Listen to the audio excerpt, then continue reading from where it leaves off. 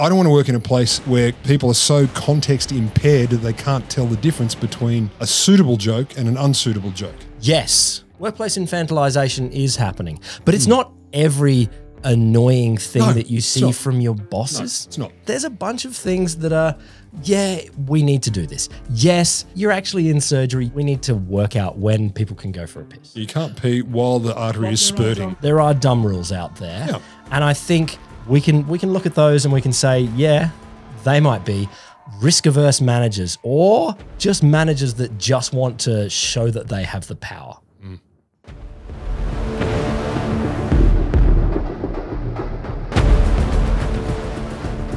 Workplace infantilisation. What the workplace infantilisation? Yeah. Is that taking your children to work? No. Is it? And this is very different to that. Yes. Adult diaper lovers. Are Yes. these people that do this at work? No. I've run out of guesses.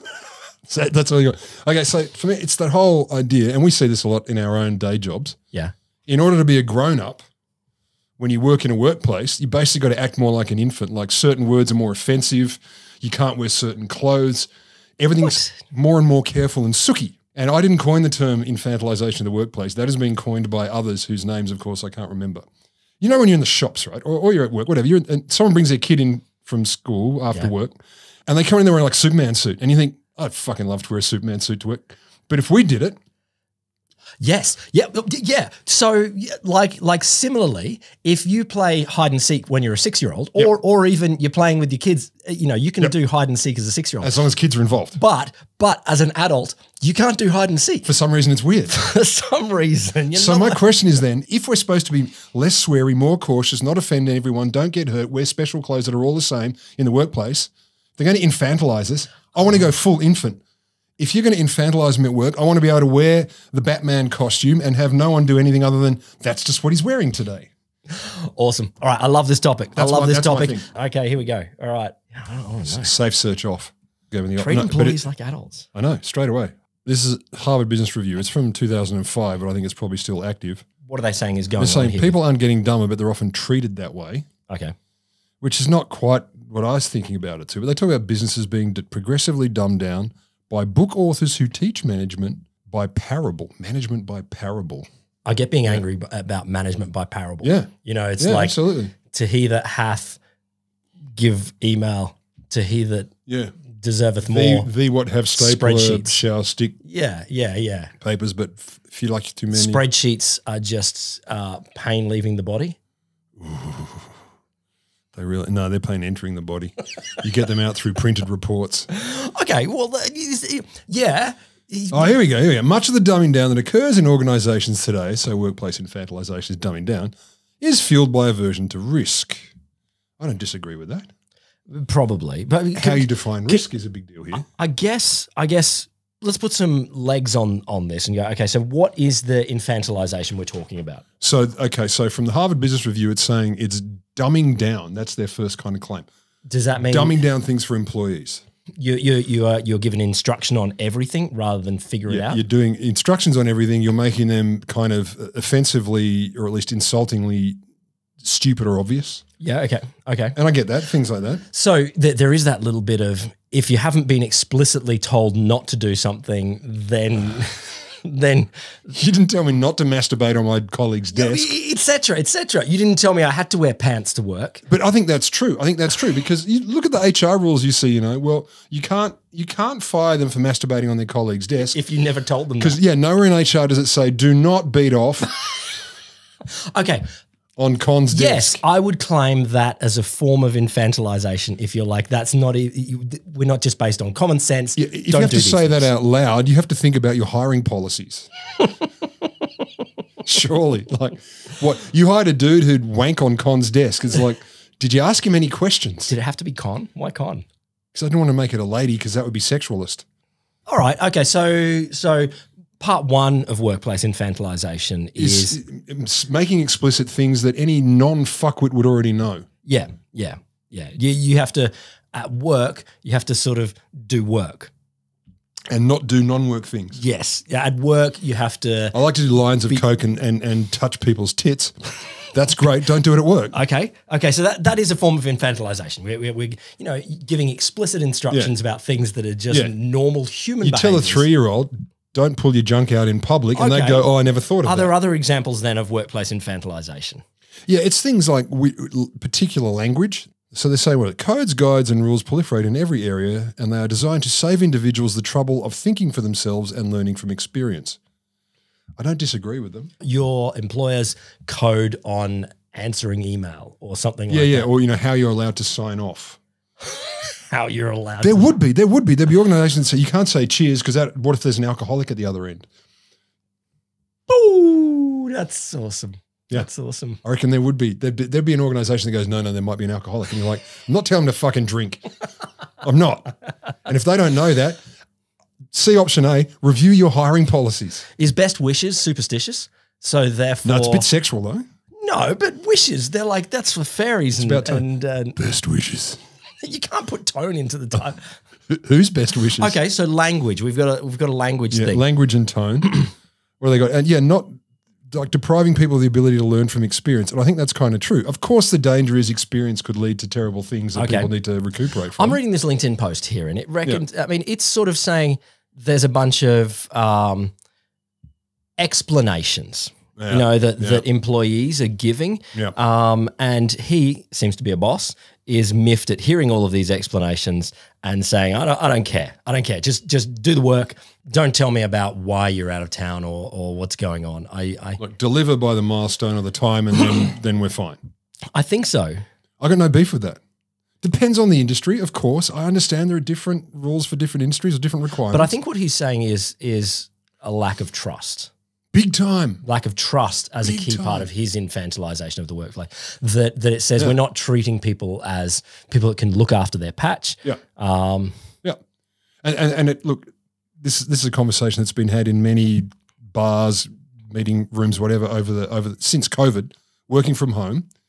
And then people in certain industries, at least, or organizations having to account for, like online login for how long they're actually showing up for work at home or otherwise. And, people like this mindless accounting of time on snow, so to speak, not whether you're actually doing anything. But my dear wife made a very good point about this years ago, which is a lot of these managers who are suddenly thrown into this situation have not been taught or have any experience with how to manage people who aren't in front of them. Or even there's probably a lot of managers who haven't been taught how to manage. Like they taught or don't. Well, there is that. There is that. And so whether it's, working from home or not, I can absolutely imagine there are people who are like, oh, well, okay, if I give policies for everything, then that will explain. They talk about the incessant emphasis on, quote, appropriate behaviour. They say it encourages workers to view one another as physically fragile and in need of protection, which is hardly the best conduit to mutual respect. I don't disagree. The idea that everyone is, you've got to assume everyone's really, really fragile physically and psychologically. And they go on, even worse. Just flagging here, there's a huge devil's advocate I'm going to play in a second. As you should, because, I'm a monster and we know that. Even worse, employees come to see themselves as fragile. So, and every off-the-cuff comment or email invites the question, should I be offended by this, and a subsequent protest to a manager? First, there's establishing this idea of what workplace infantilization is. And I think there's an idea of workplaces now potentially not treating their employees or everyone there as common sense adults who can function in the world and need to give them instructions for everything, guidelines for everything, guardrails for everything. Every time, yeah. Okay. Second thing is that's a feeling. Is this happening? Good point. So a bit of me says, sure, in my own workplace, I see little bits of, okay, we're given instructions on certain sorts of things. And I think, okay, fine. But in reality, normal people don't need to read that. But sure, if you need to learn which is the most appropriate email sign off, and that is not one that we have actually had, but I'm just, then okay. Yes, this is a potential fear. Yeah. We're not getting to what's causing it because we need to establish, is this actually happening? So it's not about what's causing it because it might not be being caused. Like, is there any data on this? But you're right. The idea that it's happening isn't necessarily reflecting the reality that it happens. Or as we see in our own organisation, there are guidelines and rules, but two things I would say about that. One, who reads them like you kind of mentioned, but two, how often on paper, let's look at our own behavior. Yep. Let's be fair. Let's look at my behavior. I don't need to drag you into this. Yeah, you still have career aspirations. This is very nice. It's past for me. I have joked out loud and often to colleagues that I'm an HR nightmare waiting to happen. Not because I fondle people and do terrible things, but excellent. But I'll say things that on paper, if you just looked at them as a transcript, you'd go, well, he shouldn't have said that. Okay. But the room does not freak out. The room does not cry. The room will either laugh or go, oh, that's him being a dick. So what again. you're saying is you are treating the room as adults who understand context. Absolutely. Which is the number one thing of being an adult, I think. You would think so. I think understanding context is one of the big things. And your place in it. Yes. Know thyself and all that. Yep. Because I mean, I say that quite literally because I'm happy to throw myself onto the fire here because it's true. I say things at times which, when I go home, for example, and say, I made this joke in a meeting today, my wife goes, oh, fucking hell. Don't get fired. Don't get fired. But she laughs as well because she knows damn well how I meant it, how I would have delivered it, and she knows my colleagues. Okay. But someone else could have said it with a much more sinister angle in the wrong environment and exactly the same words could be an HR meltdown. So in some senses, I wonder if this is the infantilization that these people are talking about is a policy attempt to deal with actually bad people who are actually making. Yeah, it's complete risk aversion. What if they're looking at the edge cases all the time? What is the worst it could be? Hang on, we're not getting that's diagnosis. I still want to know how much this is happening. Don't know. So you would say in a workplace that you see, everyone is treated like adults. Okay. That is my impression. But other workplaces may be different. I mean, so I've got here, what is an example of infantilization at work? Oh, yeah. This is from study.com. One is oversimplifying explanations, which is, okay, that's just bad comms. Like, yeah. One person's oversimplification is another person's clear explanation for non-experts. Yeah, exactly. Yeah. A different sort of thing, using demeaning nicknames, sweetheart or honey. Like that is fuckface. But I don't think that's infantilization. I think that's actually being. That's just being rude. Yeah, it's like nothing to do with that. Yeah, that's not the same thing. Like when I call you shit for brains at a meeting, I'm not infantilizing you. No, you're being just accurate. Being a cunt. Well, yeah, okay. Or here's another one, suggesting that the infantilized person wouldn't understand. You wouldn't understand this. So yeah. Which is patronizing as hell. That's a form of infantilization, but it's not the workplace as a whole. That's one particular person being, I'm an arsehole. You wouldn't understand this. You wouldn't understand. But the implication of some of the policies is that most people wouldn't understand it, or enough people wouldn't understand it that it could be a problem for the organization. Yeah. And that's an issue. I'm still troubling here with what the definition of this is. The dictionary definition, infantilization in general, is treating someone as a child or in a way that denies their maturity in age or experience. That's a useful definition. We could put that right up the front. What's considered age appropriate or mature is obviously quite relative. Yes. As the Bible puts it. Oh, okay. In 1 Corinthians 13:11. What did Jesus say about infantilization? We don't know. 1 Corinthians. You can quote that, can't you? I think he said you get the same pay no matter what. Like if you turn up for the farm at midday. It says, when I was a child, I talked like a child. I thought like a child. I reasoned like a child. When I became a man, let's say adult, I put childish ways behind me. That's just Jesus saying you can't play video games. Like that's what he's saying. Like I knew I didn't like that guy. I didn't like him. He said he put childish things away. He didn't say my employer should also stop treating me like a child. There's nothing about, this is all about the theory Jesus and anthropology. Look, in fairness, Jesus, did he have a job? Was he self-employed or? Carpenter. Yeah, but was he self-employed or everyone was self-employed back then. I guess so. Unless you were, what is it, a Pharisee? Yeah, you work for the org. No. There were plenty of other organizations like temples and the soldiery. And what do you do at temples? There is nothing in this article about the data on how often it happens. All right. You got anything? So, okay, here's another sort of way of defining this infantilization. And this is a tough one because it's like infantilization is strict work hours, timed breaks. Okay. Well, it depends on the job, but yeah. Well, see, here's the thing. Yes, of course, there are industries and sectors where it's like, no, we need a person to be on that bit of the factory. We're open until 5 o'clock. Well, yeah, exactly. We need you to be here till 5 o'clock. Is that treating them as an infant to say, no, you're here till 5 o'clock? But see, you're shit at infantilization because you're bringing in context. You're terrible at this. This is the thing. And I similarly, I get we work in an occupation where we have a lot more freedom with our time, but it doesn't mean 100%. It's like, No, you 98. turn up to do those things. That's true. When you have a commitment, you're there for it. Strict work hours is not infantilization. Actually, that is, sorry, whoever wrote this. Wrong. That is just life. Here's another one. Arbitrary dress codes. Oh, fuck, I hate that. Unless it's safety. Yeah. Now there's again, absolutely. I'm not going to turn up in a pair of arseless chaps with my dick hanging out to work because I know that would be dumb. Chainsaws. I don't need to be You're told. driving a chainsaw, you need, well, not the arseless, but you need the chaps. You do, and you need your dick tucked between your legs at the very least. Indeed. Because what if you have a wee spasm with your chainsaw? Well, yeah, all I'm saying, that's not arbitrary. No, dress codes I think I don't fan. But no, wait. Unless it's safety. Let's draw that line Or between you're being an idiot. arbitrary and non-arbitrary dress. Yes. Like you are public face of retail, and it's like we need to know who is someone who can serve me and who is a regular customer. Oh, sure, like an identifying mark, like a tattoo on your forehead or something that says I'm a worker. Then you can wear whatever you want. any organization ever. Whatever you want. But what if you're in the shop and someone is saying, "Hey, are these jeans available in size 25?" And you're like, I'm not an employee, but fine, I'll just take that. I would do that. Okay, sure. People don't ask me in shops anymore. But where are these arbitrary dress codes? Is this okay? I did one. I was a call center, and we are not public facing. Dress code for a call center? Well, there you go. What the fuck are they talking about? Yes, and they were like, no, we're a bank, and therefore these are open-toed shoes. Yes.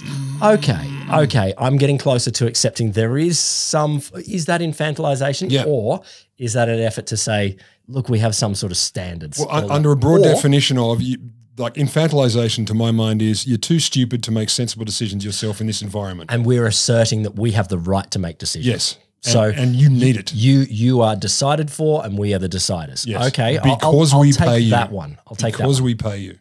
I'm going to read all of these out because some of these are quite infantilization of employees includes strict work hours. Okay, come on. Depending on the industry. Like you sign a contract with people and it's like, I'll be there. The shop needs to be open. Yep. Timed breaks. And in fairness, thing. Again, the factory needs to run if it's a factory. Thing, yeah. Micromanaging bosses. I'm going to put that to the side for a second. Having to ask for bathroom breaks. Please, sir, may I go and have a piddle? Yeah, that's annoying. But again, there are some things. Unless lives are at stake. And that's not asking, that's saying, I need to go. Can you cover my stopping people dying on cliff lines? Literally, you're doing surgery. It's like you can't just drop things and go for a piss. Well, I worked in a job where we would literally put business people off cliffs in harnesses and stuff. You can't just go for a dump when you're like, sorry, you're hanging off there. Yeah, I know they're nearly likely to die, but I have to poo. Being monitored, reported on by other employees. Come back to that. Having to ask for time off. What? As opposed to just disappearing when it chooses you. Disappearing. Okay. Ken didn't show up again. Oh, well, that doesn't matter. Arbitrary dress codes, being expected to stand or sit for entire shifts. Depends on the job. Yeah. Being excluded from setting deadlines for projects that you are working on. And that's an interesting one. Ooh, there's nuance there. Who gets to set the deadline? The person who understands the whole project should have a strong say in that. Having performance evaluations? No, that's not infantilization. I don't like performance evaluations. Neither do I, but it's not infantilization. But it's really not. It's like, are you a useful employee? Are you doing the job we agreed you would do? That's not an unfair question. So these are not great examples. No, they're not. I'm still struggling. I think arbitrary dress codes, yes, is a form of infantilization, but being there at your desk when you need to answer that phone. I got no beef with that. You can't just run off in surgery and do your number twos.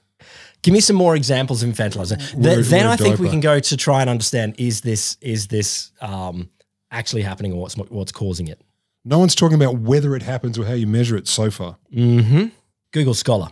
Let's see if this is one of my definitions of, is this a topic of people talking about things or actually doing research on it? Yeah. People who don't read a lot of stuff from Google Scholar, you just got to love some of the stuff that comes up. So the contemporary imaginary of work, symbolic immortality within the postmodern corporate discourse. Tell me what that means. In less words than that. Give me it again and slower. The contemporary imaginary of work, symbolic immortality within the postmodern corporate discourse. Symbolic immortality? Because of my job, I in some way, metaphorically or symbolically, live forever. think so. Is it corporations live forever? I don't know. Well, they can. None has so far.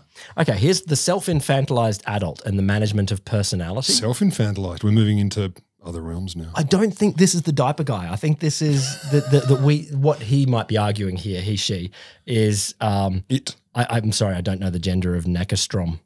You jerk. But this would be an argument that we have accepted this. If this infantilization process in the workplace. I think we have, because people don't, as a rule, it's only fucking dickheads like us with egghead brains who think about it that way. As a rule, people don't think about it that way. Like a lot of, when I say to people like this, like there's a dress code, and many people I've spoken to, I'm being a Trump now, a lot of people are telling me, it's like, sir, I come up to you and I'm crying. But I like, well, you know, what are you going to do? Play the game. That's the rules. And I think I get that argument, but I don't want to play with that argument. Yeah, okay. So I get that. I get why people would say, like, well, they're paying me and this is the job I do and it's not all I care about. So fine. And of course, we should be critics of the world around us, including our employers. There is no like pre-Nuremberg code that says employers can tell us whatever we want to do. Look, and also, and I've been reminded of this many times in the past, in an organisation and an occupation like ours, we have the privilege, as it were, to choose a lot of things that many people don't in their workplace. Yeah, sure. Even if they're also office workers, you know, Monday to Friday, blah, blah, blah. But then I say, well, is it a privilege? I mean, yes, it is, but also, you know, I made choices to end up there. Oh, sure. And one of the choices I have made quite explicitly when I finally said, fuck it, I'm going into academia was, I do not have to wear certain clothes. Yeah, and I came out of a place that said, you must wear a suit. And there are definitely people who choose the other and go, you know what, I want to earn more money. Yeah.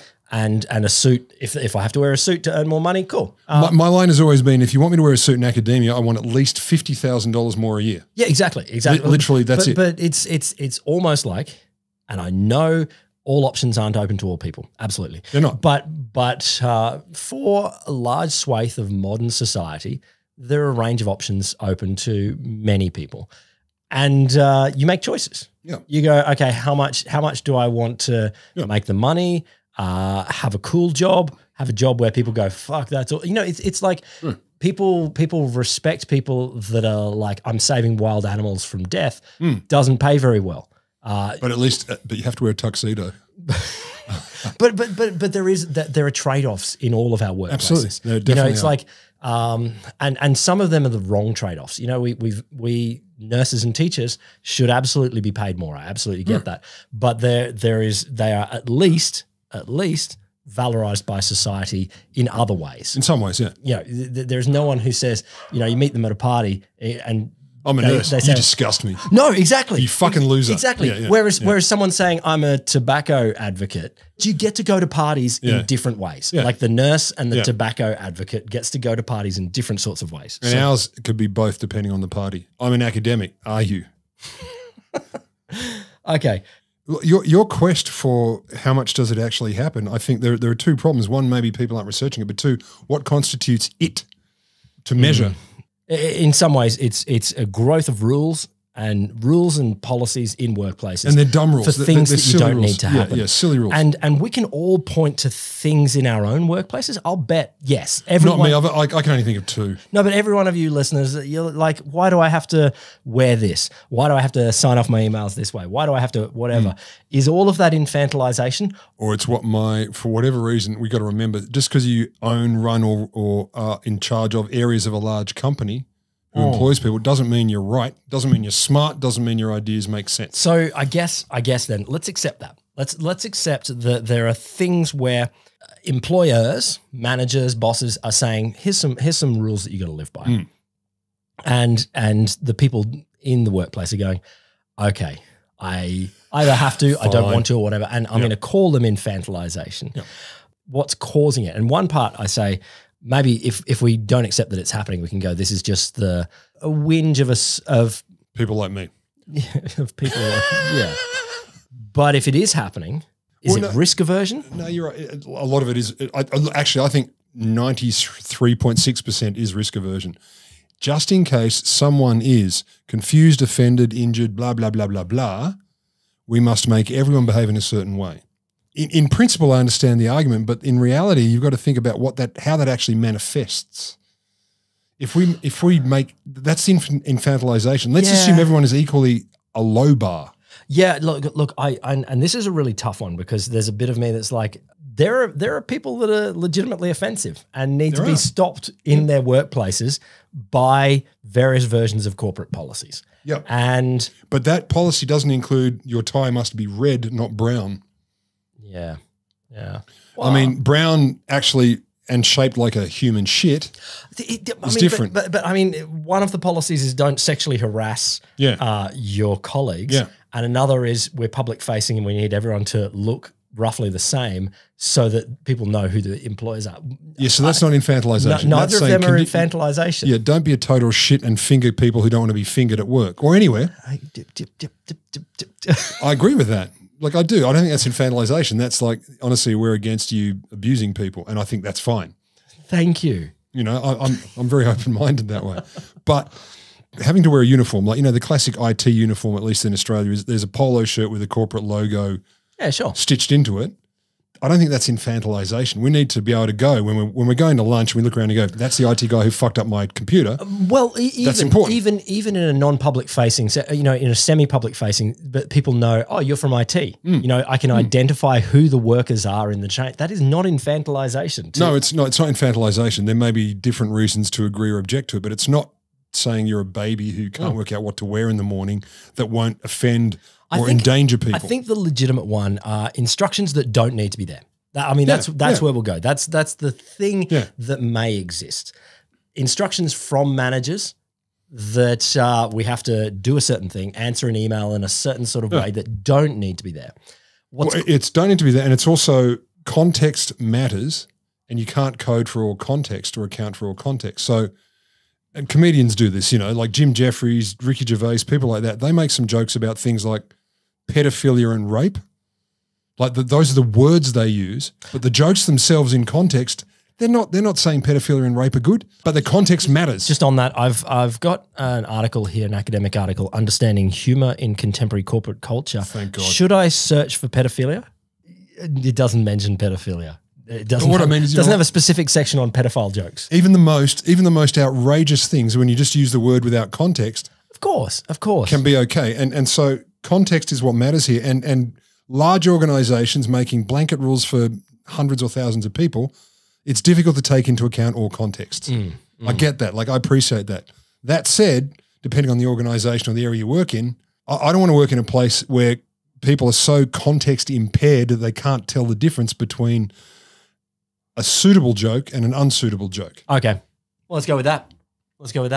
Yes. Workplace infantilization is happening, but it's not every annoying thing that you see from your bosses. No, it's not. There's a bunch of things that are, we need to do this. Yes, you're actually in surgery. We need to work out when people can go for a piss. You can't pee while the artery is spurting. There are dumb rules out there, and I think we can look at those and we can say, they might be risk-averse managers or just managers that just want to show that they have the power. Yes. There you go. That's our deep dive on workplace infantilization. As I said before, you know, we want to answer your questions, listener, on life, the universe, everything, etc., etc. etc. plus universe. Life, the universe, etc. Misc other. But here's the number one thing. If you have questions, we want those questions. If you wonder about, I don't know.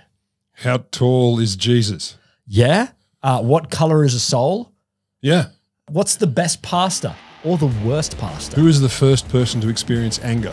Then we will deep dive for you. You can go onto our website and you can tell us, this is the question I want answered. You can do it there, but you can chuck it into a YouTube comment, Wholesome Show on X and Insta. The other one you can do is 5-star review and chuck a question in. Say, 5 stars, love it. I want to know why people have 2 feet, not 3. And we'll be back with you to deep dive.